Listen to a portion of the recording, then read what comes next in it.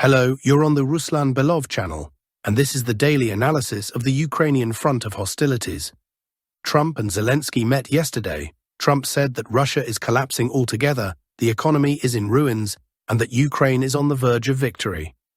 Well, all right.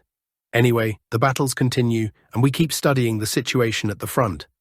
So friends, in the past 24 hours, we've had both good news and bad news from the front. Tell me, which should I start with? You know what, let's start with the bad news, and then we'll move on to the good. Problems can't be swept under the rug. That's my main rule. I know today's report will upset many of you, but you want to hear the truth, right? Not just the good. So the problems for the Russian army are, as you may have already guessed, in the Dobropillya sector. I've been reporting about it periodically, saying I was concerned, but now I think it's not just cause for concern, it's time to sound the alarm. You may have already heard information that the Ukrainian armed forces are trying to encircle Russian brigades, cut off the salient and so on. They've been trying to do this for almost a month and a half now, and here's what I'll tell you, slowly, but they're getting there. Look at this. What is it?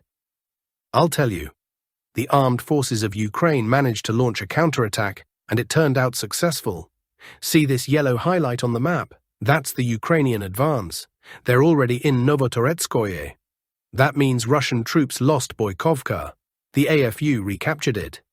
After taking Boykovka, they entered Novotoroetskoye, and heavy fighting is ongoing there now.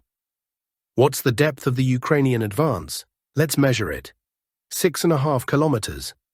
Actually, even a bit more, but you know it's not even the numbers that are the real problem, but the configuration of the front that is forming here. Look closely. This map is inaccurate. The real situation is even worse than it shows. Look, Vladimirovka is not under Russian control. Fighting is already happening in Pankovka. So the actual line of contact is roughly like this, which means this part is partly held by the AFU, partly grey zone. All that's left for the AFU around Novotoroetskoye is to push just another 3.5 kilometers, and all Russian units north of that would end up cut off and encircled. And there are indeed considerable forces there. Not 4 brigades, as the AFU claim, but hundreds of Russian fighters. Again, I don't want to spread panic. It's clear the AFU themselves are unstable in this configuration and can't establish a complete blockade. But the situation is very difficult. To sugarcoat things and say it's under control would be wrong. If it were under control, there wouldn't be fighting in Novotoroetskoye right now. I'm in touch with the guys, I know what's happening there. For now, let's note the following. The threat of encirclement is real. Countermeasures are urgently needed. Which ones? You know, it may sound surprising, but those countermeasures don't necessarily have to be right here, on this exact sector. The thing is, the AFU front is collapsing rapidly on 2 different sectors at once, namely the Gulyaipol sector and the Seversk sector, and if pressure is increased there, the AFU lines will collapse even faster.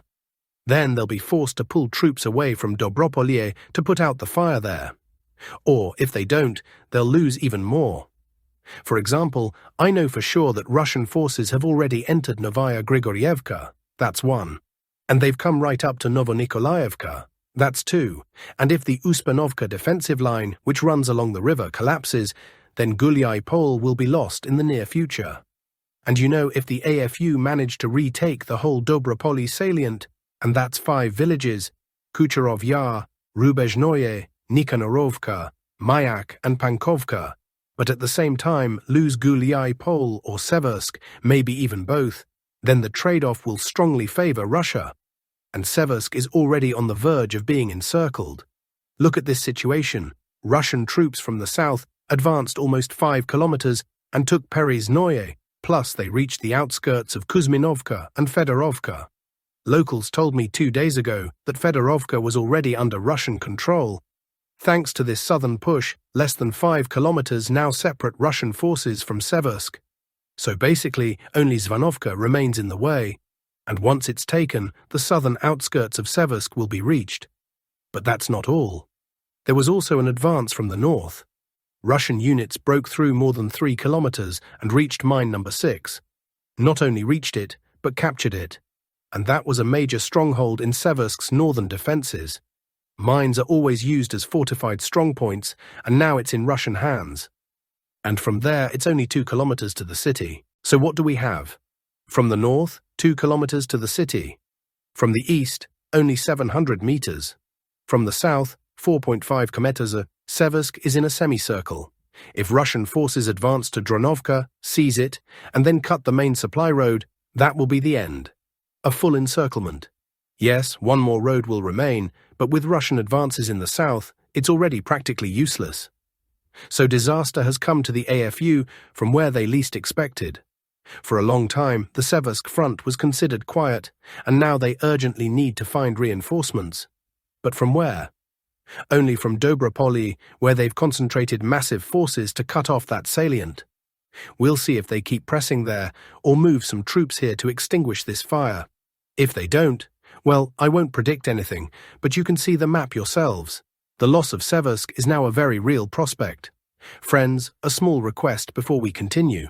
If you enjoy this video, please support the channel by subscribing, leaving a like, and writing in the comments where you're watching from and what you think of the situation.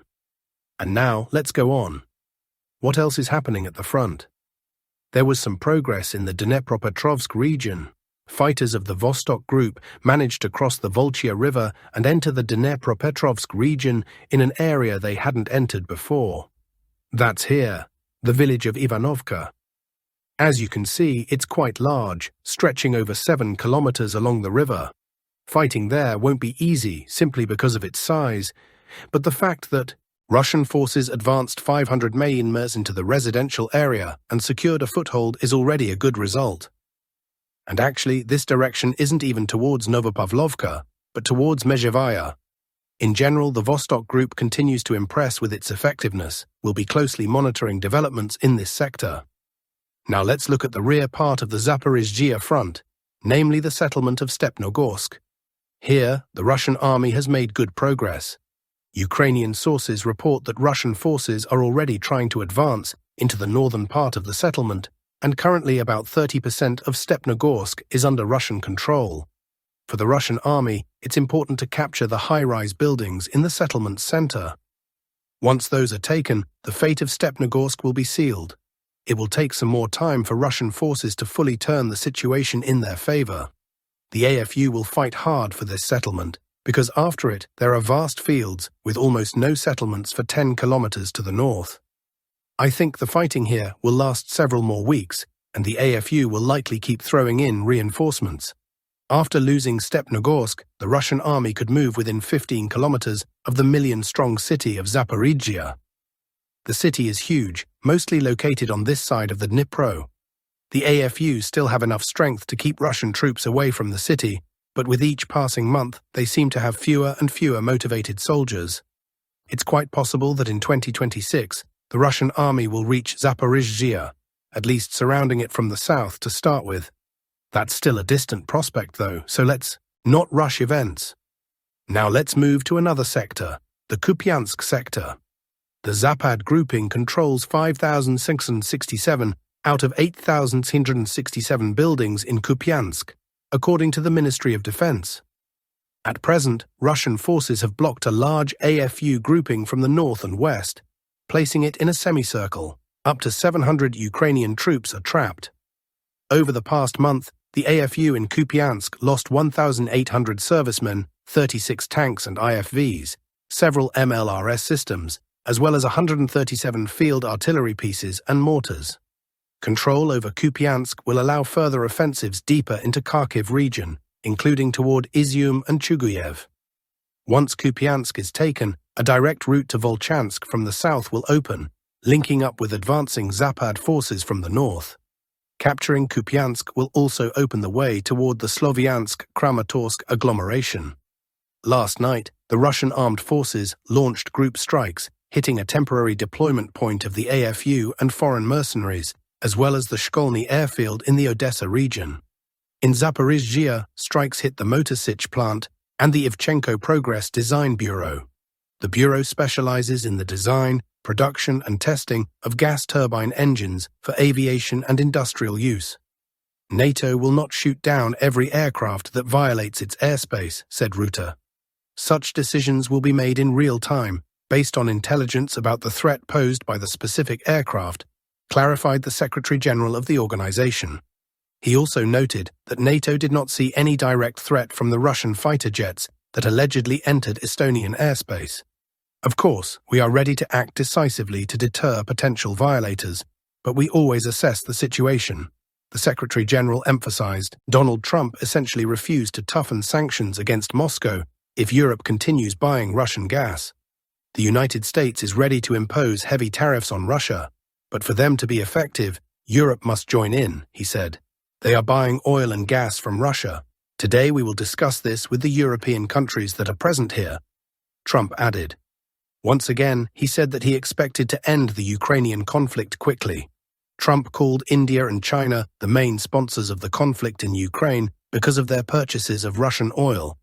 The American president criticized both India and China, as well as America's NATO allies, for continuing to buy Russian energy resources.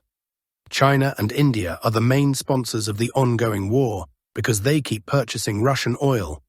But what is unforgivable is that even NATO countries have not given up part of their energy imports from Russia, he said, speaking at the general political debates of the 80th session of the UN General Assembly.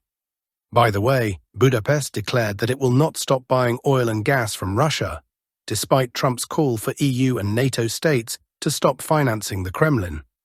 Hungarian Foreign Minister Péter Szijjártó said that there is no infrastructure to replace Russian supplies.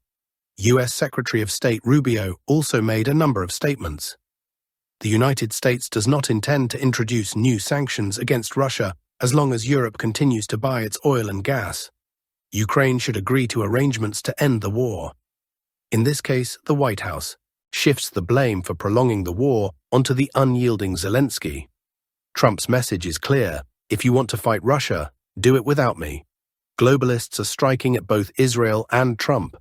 A fault line is becoming increasingly visible on the international stage. Keir Starmer announced the official recognition of Palestine as a state by the United Kingdom. The UK, Australia, and Canada have officially recognized Palestine, according to the Telegram channel Resident. Today, to revive hope for peace for Palestinians and Israelis, and a two-state solution, the United Kingdom officially recognizes the State of Palestine, the Prime Minister said live on X. Keir had already announced in July that the government would take this step if Israel failed to meet certain conditions. This comes during the UN General Assembly conference in New York this week, where the issue of Palestinian statehood is on the agenda. Canada and Australia also officially recognized Palestinian statehood on Sunday. The West is not only losing its unity, but is entering a stage of geopolitical fragmentation. The White House considers the policy of the Baltic states toward Russia dangerously aggressive, the Financial Times writes. The United States provides about 40% of NATO's military capability in Europe, including some of its most advanced assets. US troops are also stationed in the Baltic states, playing a key role in regional security. At the same time, there is real tension between the Trump administration and its Baltic allies, including dissatisfaction with the Estonization of European foreign policy. Referring to the stance of EU foreign policy chief Kaja Kallas. In Washington, the Baltic states are seen as dangerously aggressive in their approach to Russia's leadership. They are accused of ideological hostility toward Russia. In the event of a conflict between Russia and the Baltic states, what should we expect? The arrival of the US Sixth Fleet in the Baltic, or a call for Vladimir Putin to meet in Alaska, said former Lithuanian Foreign Minister Gabrielius Landsbergis. According to Bloomberg, Baltic NATO members are dismayed by the reduction of US military aid. France is the financial hotspot of Europe, Bloomberg writes. The protracted political crisis in France has turned the country into the epicenter of financial troubles in the Eurozone. France has now assumed the role that Italy long played.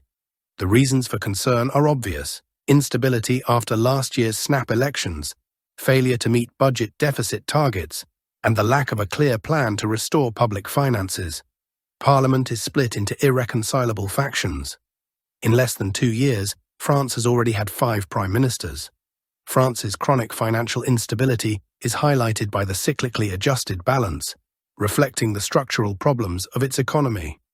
The deadlock in restoring public finances is driving up national debt and adding to the bleak picture of public dissatisfaction with the government's actions. According to French party leader Nicolas Dupont-Aignan, the main threat to France is not Russia, but economic collapse. Anti-Russian sanctions will only destabilize and divide Western countries. That's all for today, my friends. Stay safe, stay informed, and make sure to subscribe so you don't miss the next report. Until next time.